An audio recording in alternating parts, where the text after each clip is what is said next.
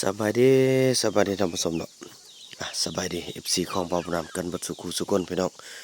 คลิปนี้ก็เป็นคลิปอัปเดตเนาะทางซ่องซ้ำห้องคือจังซี่พี่น้องโอ้ยเดี๋ยวนี้บ่าวบุญนำก็นักใจพี่น้องเลยเนาะ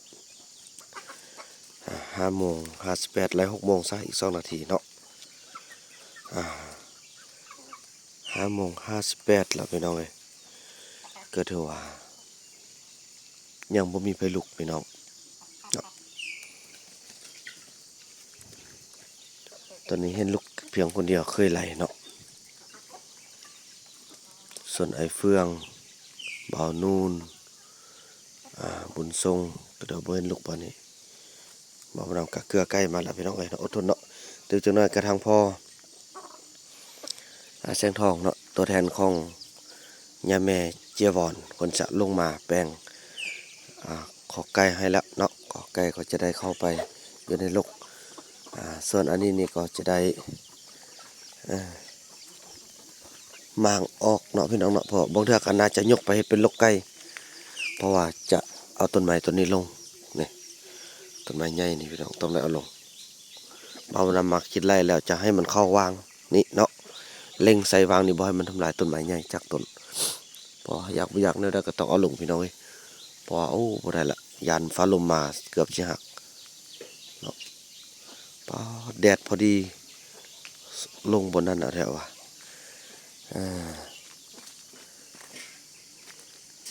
พอบ่น้องพี่น้องไปเบิ่งแดดซองลงมาเฮ็ดนั่นเป็นวงเลยเนาะบนอื่นบ่มีเด้อพี่น้องออกทหารลูกเด้อ6:00ปลายแล้วเด้อมื้อนี้เสียหญ้าเด้อเสียหญ้ามื้อนี้นะฝนบ่ตกแล้วมื้อนี้โอ้ทุนเนาะแดดออกไปเป็นแบบนั้นเลยนะคุณเนาะเป็นบ่นั้นป้าโถอันนี้แหละเขาว่าตะเวนทรงกฎแท้ๆแล้วนี่พระอาทิตย์ทรงกฎลงมา1 หัน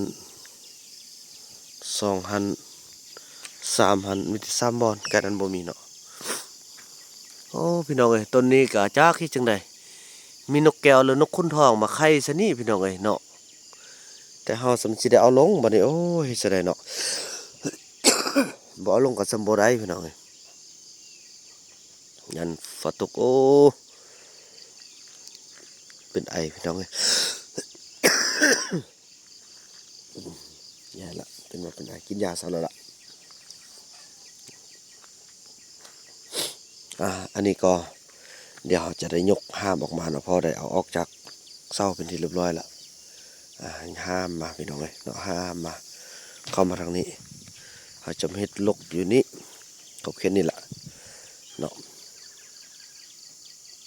เฮ็ดลกอยู่แถวนี้แหละ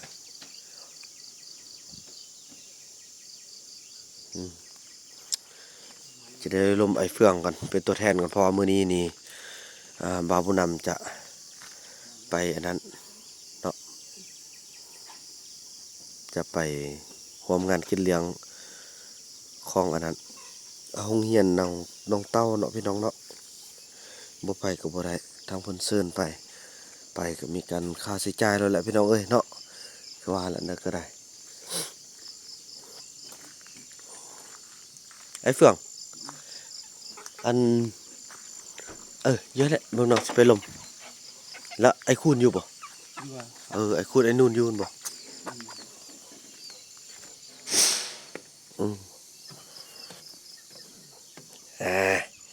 นั่งลมกันนะ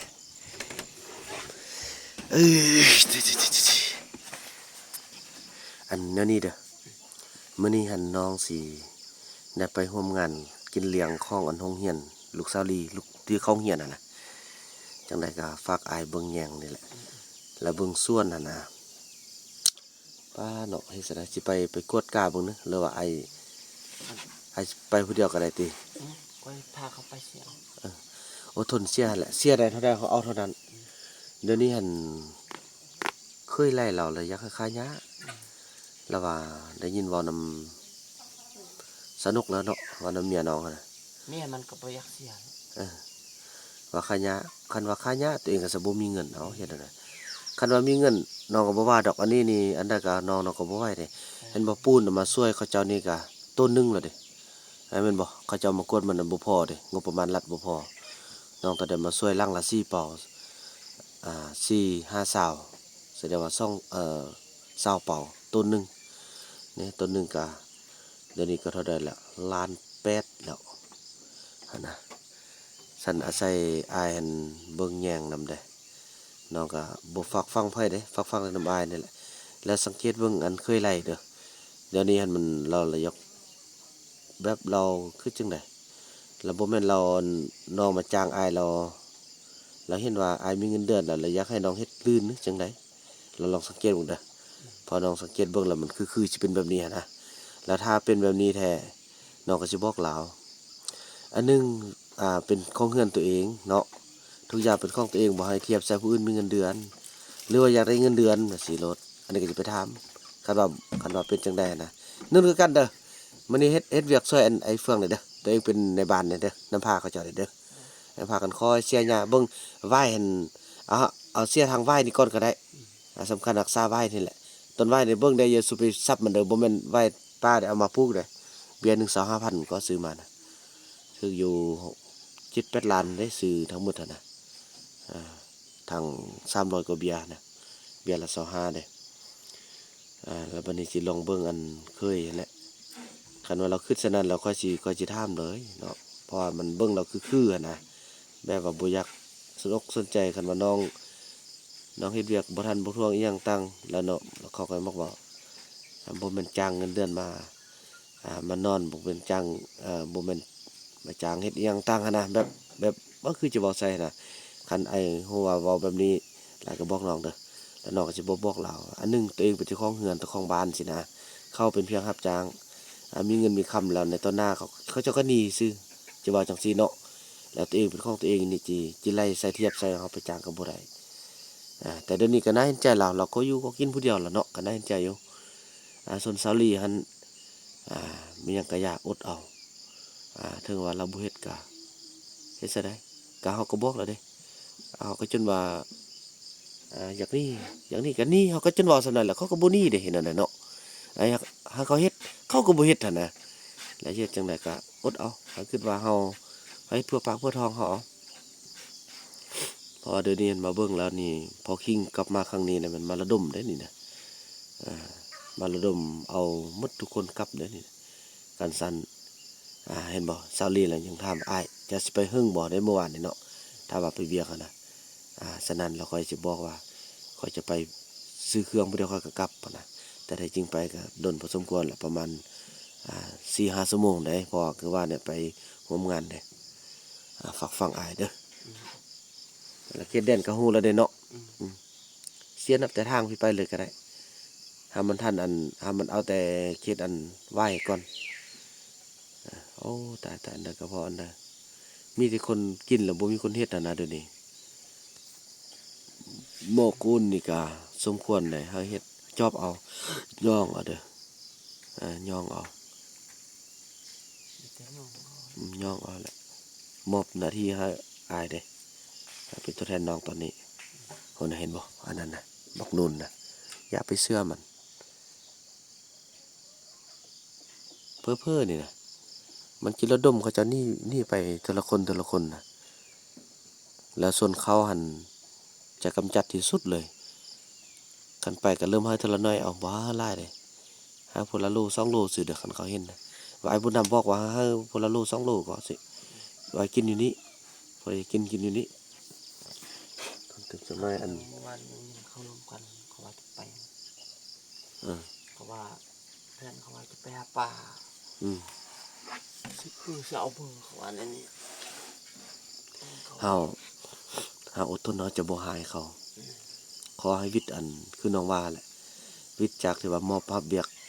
นำคันเทิงนี้ อันที่1อันที่2มาวิทย์จากการที่ว่าขึ้นสมุนขัวตัวเลขนี้ ได้ตัวนี้แล้วแม่น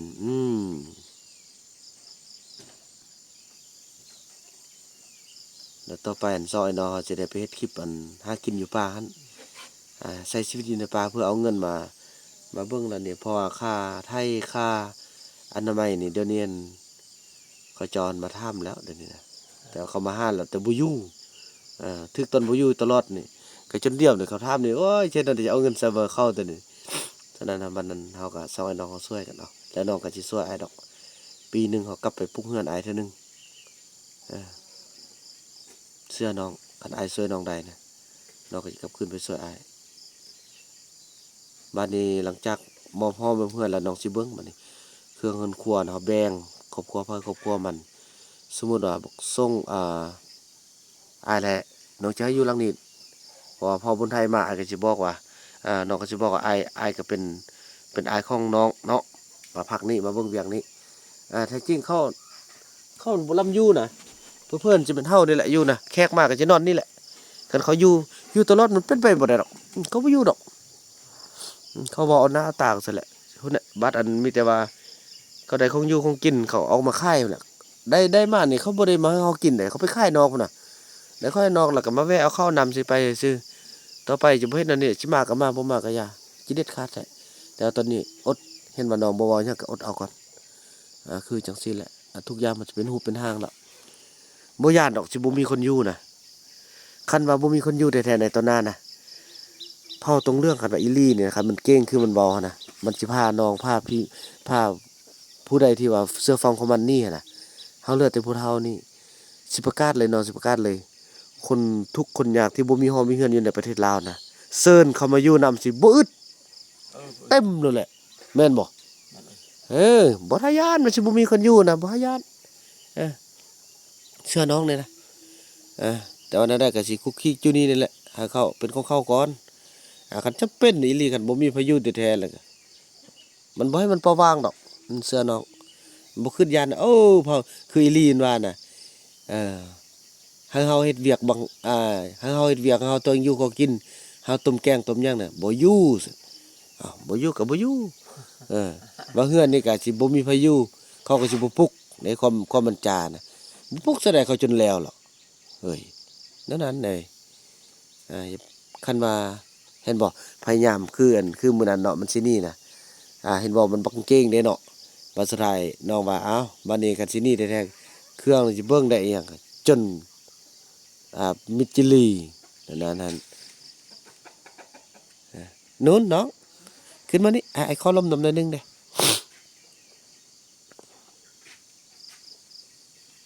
ใส่ขอกินไปซอยมันจม แม่นแหละอันนั้นกะลึกเนื้อก็ลึกเนื้อเลยก็อันนั้นน่ะ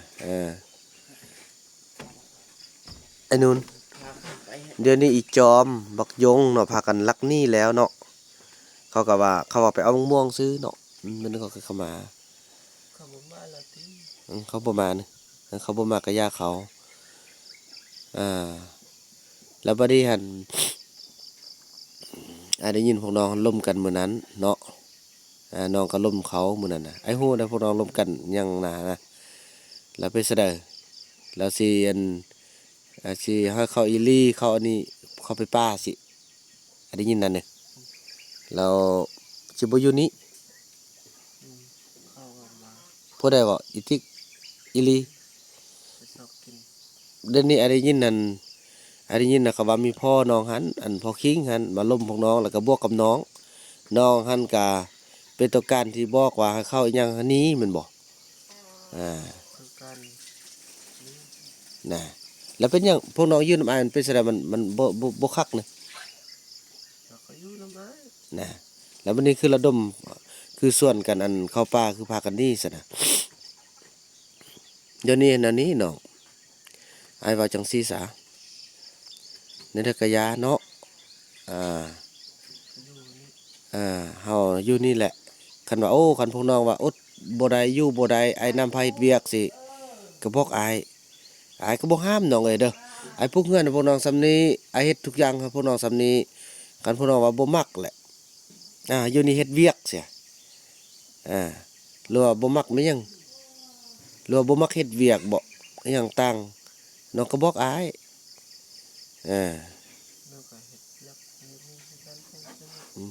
สำคัญอ้ายเลยอยากให้น้องหั่นแหละอยู่ซอยอ้ายน้องเอ้ยหาขึ้นเห็นตอนที่ว่าเฮาไปหากันน้ำอิฐน้องก็เฮาขี่รถผ่านมาจุดนี้ก็ ตอนที่ว่าน้องพาไอ้ไปเอาสินหมูเนี่ยน้องก็ยังจื้อวันนี้ฮอดจุดนี้นะไออยากให้น้องเขาแหละอยู่เป็นในบ้าน ไปอยู่ พ่อน้องไทยบ่เกิดไอ้เบิ่งนะ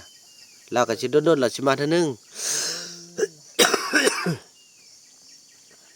อาก็อยากให้น้องหั่นแหละอยู่นำอายแล้วอีติ๊กเห็นเป็นจังไดน้องบ่มักแล้วติ ติ๊กว่าทางน้องว่าเอาละ บ่เอาแล้วเนาะ พยามันน่ะ อืมคันนั้นคันน้องเป็นต้นเป็นโตน้องอยู่นี่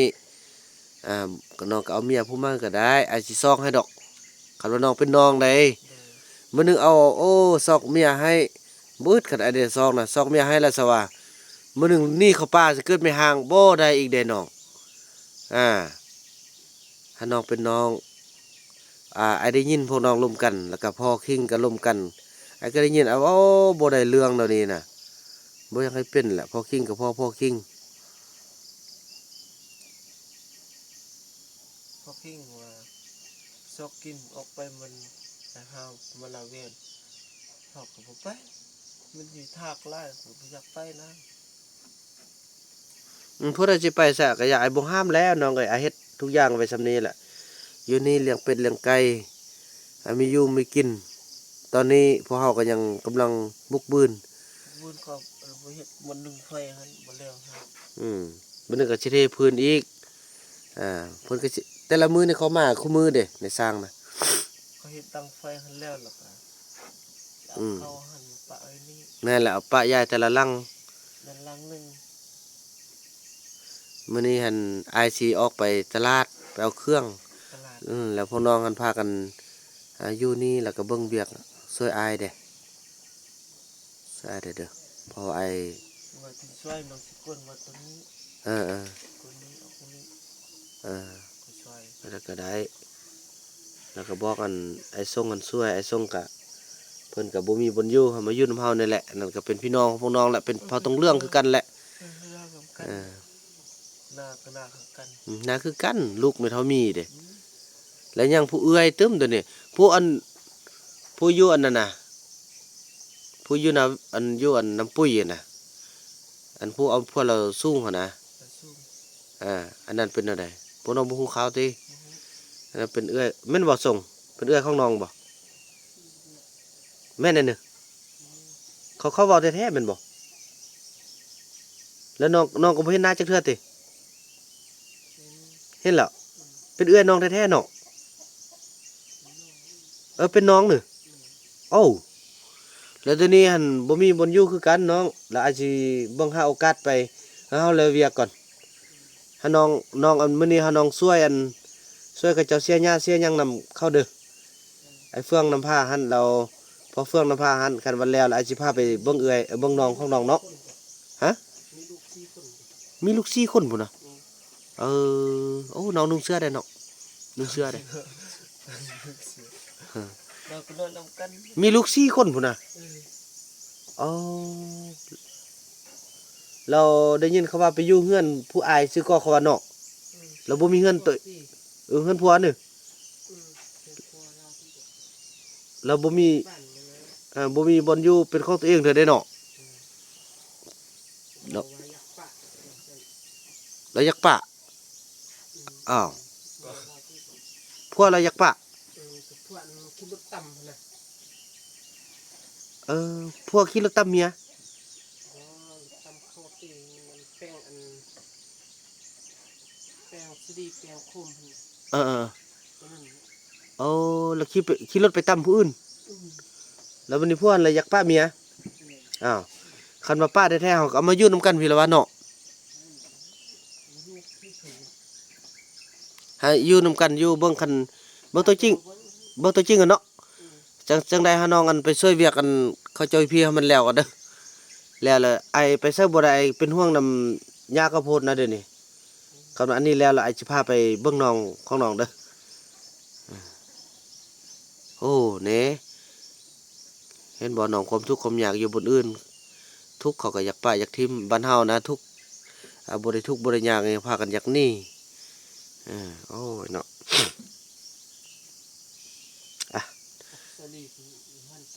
โอ้ยบ่ตื่นเท่าหรอก อ่าเบิ่งสิได้ลมไอ้ส่งก่อนพี่น้องเอ้ยเนาะเกี่ยวกับอันเวียกของอันต่อไปก่อนพี่น้องเอ้ยเนาะถือว่าคลิปนี้บ่าวมานำขออนุญาตจบคลิปกันสำหรับนี้ก่อนเด้อพี่น้องเอ้ยแล้วพบกันใหม่ในคลิปต่อไปเนาะคลิปนี้บ่าวมานำขอกล่าวคำว่าสบายดี